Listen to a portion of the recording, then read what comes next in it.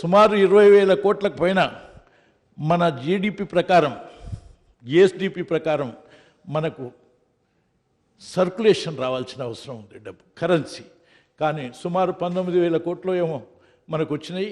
ఇంకా అంటే 1000 కోట్లు తక్కువ ఉన్నది సర్క్యులేషన్. అంటే ఉన్నదాంట్లోనే సర్క్యులేషన్ తక్కువ ఉన్నటువంటి పరిస్థితి. కానీ మా ఇన్ఫర్మేషన్ ప్రకారం 17.5 వచ్చింది ఇప్పటి వరకని. మీరు ఇచ్చినారు కాబట్టి అథెంటిక్ అని మేము. ఇదేనా 19,000 చూడ ఇంత 1,000 19,109 కోట్లు వచ్చినాయి. రైట్, అంటే డబ్బుకున్న చూసినా అక్కడ అది కరెక్టేనా అనేది. సుమారు ఇంకా 1000 కోట్ల రూపాయలు సర్క్యులేషన్ తక్కువ ఉన్నది. అంటే అసలే ఉన్నది తక్కువ. అంటే మీకు తెలుసు సుమారు 15 లక్షల కోట్లలో ఇవాళ 4.5 లక్షలే సర్క్యులేషన్లో ఉన్నదని. అంటే 15 లక్షలు సర్క్యులేషన్లో ఉండేటువంటి ఎకానమీలో 4.5 లక్షలు 1/4 25% సర్క్యులేషన్ ఉంటే ఎకానమీ ఎంత దెబ్బతింటుంది? ఎన్ని వ్యాపారాలు మూతపడతాయి? ఎంతమంది ఉపాధి కోల్పోతారు, ఉద్యోగాలు కోల్పోతారు, లేక తగిన సమయంలో లావాదేవీలు నడపలేరు. ఈ ఇబ్బందులు ఒకరికొకరు చెప్పరానటువంటి యొక్క పరిస్థితి. దీని ఎఫెక్టు ఆఫ్టర్ ఇంకా ఒక 6 నెలలు 3 నెలలు ప్రభుత్వం పైన పడే పరిస్థితి ఉంది. ప్రభుత్వం పైన ఆందోళన వ్యక్తపరిచేటువంటి పరిస్థితి ఉన్నది. వీటిని సరిచేయటానికి కూడా మన రాష్ట్ర ప్రభుత్వం సన్నద్ధం కావాల్సినటువంటి అవసరం ఉంది. మన రాష్ట్ర ప్రజల నుంచి ఎదుర్కొనే ఇక్కట్లని మనం సరిచేయటానికి ఆ పాలసీ మూలాన మనం కూడా ఏ విధంగా వాళ్ళకు సహాయంగా ఉండాల్సిన అవసరం ఉంది, ఏ విధంగా వారికి మనం ఉపయోగపడాల్సిన అవసరం ఉంది, ఆ విధంగా కేంద్ర ప్రభుత్వాన్ని ఏ విధంగా మనం తగిన దీంట్లో సౌకర్యాలను కలిగించాల్సిన అవసరం ఉందనేటువంటిది మనం పేర్కొనాల్సినటువంటి అవసరం ఉంది. మీరు ఇవాళ మీ స్టేట్మెంటు మనం దీని ఎఫెక్ట్ మూలాన మనకేమి డబ్బు ఆదాయం తగ్గుతలేదన్నారు, చాలా సంతోషం. ఈ ఎఫెక్టు మన ప్రభుత్వం మీద పడకుంటే చాలా సంతోషం. ఆ తర్వాత కనీసం మనమన్నా కొంత ఆదుకోవటానికి ప్రయత్నం చేయటానికి అవకాశం ఉంటుంది. కానీ రాష్ట్రం మీద ఎఫెక్ట్ సార్, రాష్ట్రం మీద ఎఫెక్ట్ పడతలేదని చెప్పి నేను చదివిన స్టేట్మెంట్ ఎక్కడ లేదు సార్, అనలే.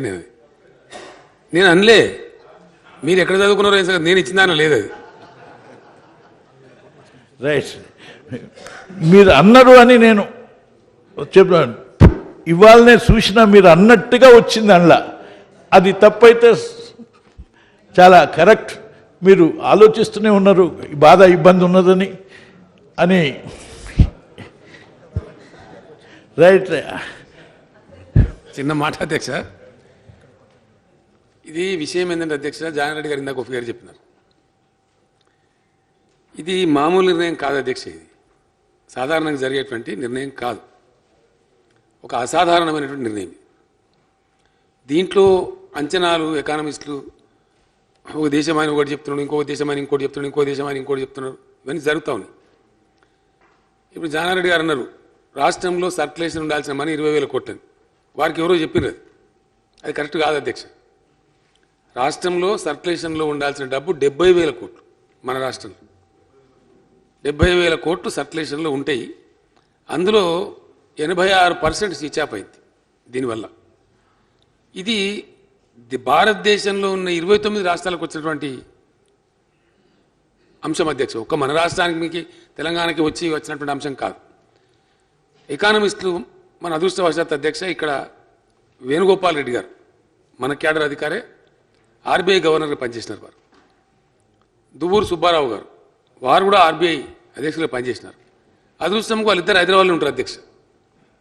వెంటనే ఇది వచ్చిన తర్వాత నేను మన ఫైనాన్స్ సెక్రటరీ గారిని పిలుచుకొని, చీఫ్ సెక్రటరీ గారిని పిలుచుకొని మాట్లాడి మీరు వెంటనే వెళ్ళి వాళ్ళని కలవండి అని చెప్తే కలిసింది అధ్యక్ష.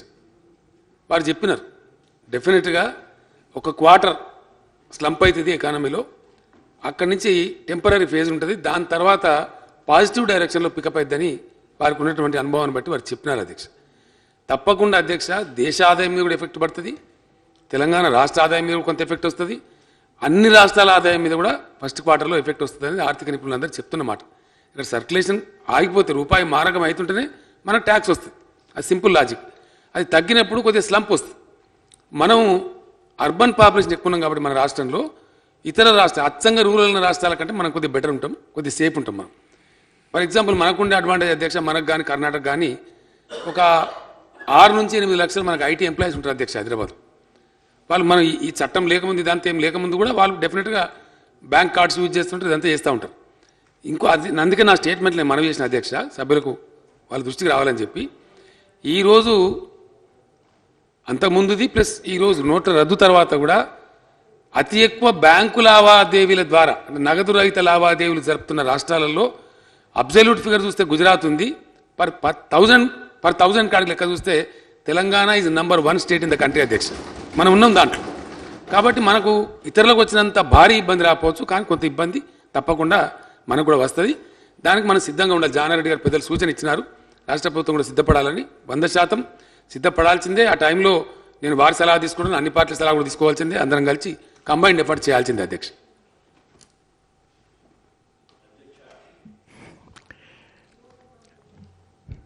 మా డిబేటు ఈ సాయంత్రం దాకా జరిగితే మా ఇద్దరిది ఈ సభ అంతా కూడా సాయంత్రం వరకు ఉండటానికి తయారుగా ఉన్నారు. అదే భోజనం. అధ్యక్ష, మీరు నేను బహిర్గతంగా బాధపడుతున్నా, ఆయన అంతర్గతంగా బాధపడుతున్నాడు గౌరవ ముఖ్యమంత్రి. కానీ ఈ రెండింటిని ఎక్కడో చోట కలిపి అందరి బాధలు తీర్చడానికి ప్రయత్నం చేయాలి. దీని యొక్క సారాంశం ఇది అధ్యక్ష. కానీ నేను మళ్ళొకసారి గుర్తు చేస్తున్నాను, మీకు కొంతమంది ఎకనామిస్టులు చెప్పిన సలహా తీసుకొచ్చి ఏడ చెప్తున్నారు, నాకు కొంతమంది ఎకనామిస్ట్ తీసుకు ఈ రెండింటిని కలిపి ఏది కరెక్టో ఇద్దరం కలిసి చేసుకుంటే చాలా బెటర్గా ఉంటుంది అని.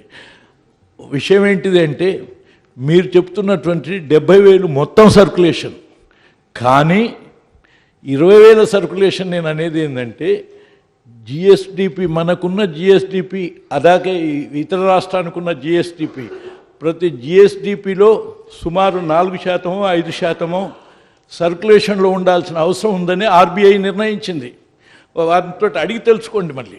అయితే మన జిఎస్టి ప్రకారం మనకిప్పుడు ఈ నోట్లు రద్దయిన తర్వాత ఈ 20,000 సర్క్యులేషన్ ఉండాల్సినటువంటి అవసరం ఉందని, అందులో ఇప్పుడు మీరు 19,000 చెప్పింది కాబట్టి ఒక 1,000 తక్కువ ఉందేమో అనుకుంటున్నా నేను. నిన్నమన్న నాకు 17,500 వచ్చింది, ఇంకా 2,000 రావాలని కొంతమంది చెప్పినారు. వాళ్ళ కరెక్ట్ చేసుకున్నాయి. సార్ ఇప్పుడు జానారెడ్డి గారు చెప్పిన దానిలో దీనిలో ఇదే సార్ ఇప్పుడు, ఎందుకంటే ఈ అంశం జనరల్గా ఈ బ్రాడ్ ఫిస్కల్ పాలసీ మన దేశంలో ఏంటంటే కేంద్ర ప్రభుత్వం దగ్గర ఉంటుంది సార్. అందువల్ల మనం దానిలో పోం. సాధారణంగా ఏం చేస్తామంటే మన రాష్ట్రం ఆర్థిక పరిస్థితి మంచి చెడ్డ వారు చాలా కాలం మంత్రిగా చేసిన వారికి తెలిసే విషయం. కేంద్రంలో మనం అంకెలు చూసుకుంటాం, మనకు వచ్చి డెవల్యూషన్ చూస్తాం. ఇది ఫ్యాక్ట్ ఆఫ్ ద మ్యాటర్ ఏంటి సార్, జిఎస్డిపి కానీ అంటే gross state domestic produce, GSDP మనం రాష్ట్రానికి అంటాం, దేశం స్థాయిలో చూసినప్పుడు జీడిపి అంటాం sir, gross domestic produce of country. ఈ జీడిపి మన ఇండియన్ జీడిపి అసెస్మెంట్ ప్రకారం అధ్యక్ష 1,40,00,000 కోట్లు, 140 లక్షల కోట్లు మన ఇండియన్ జీడిపి. దీంట్లో తమరు చెప్పింది కరెక్ట్ ఇందాక, కాకపోతే పర్సెంటేజ్ తేడా ఉంది. ఇది నేను చెప్పిన 12% సార్, క్యాష్ పోర్షన్ వచ్చేసి 12%. మిగతా అన్ని మనకు ఉండబడేటువంటి బంగారం నిల్వలు, ఇతర నిల్వలు, మంచి చెడ్డ, మన అగ్రికల్చర్ ప్రొడ్యూస్ అనేక రకాలు కలిసి మన పారిశ్రామిక ఉత్పత్తులు, మనకుండే అసెట్స్ కలిపి 140 లక్షల కోట్లు ఉంటుంది. దీనిలో క్యాష్ పోర్షన్ ఎంత అంటే 12%గా పరిగణిస్తారు అధ్యక్ష. 12% లెక్క తేల్చి, ఇది నా లెక్క కాదు అధ్యక్ష, ఇది government of India, reserve bank of India చెప్పే లెక్క, అధికారిక లెక్క. Cash portion of the GDP is 12%. ఆ ప్రపోర్షన్లోనే మన దాదాపు సుమారు దగ్గర 6 లక్షల కోట్లు మన తెలంగాణ జీడిపి ఉంటుంది అధ్యక్ష. 5,88,000 కోట్లు ఉంటుంది. అందులో 12% తీసుకున్నప్పుడు మనకి 70,000 లెక్క అంది మనకు ఆర్బీఐ తెలిసిన లెక్క అధ్యక్ష. ఇది నేను నా ఫిగర్ కాదు సార్. అది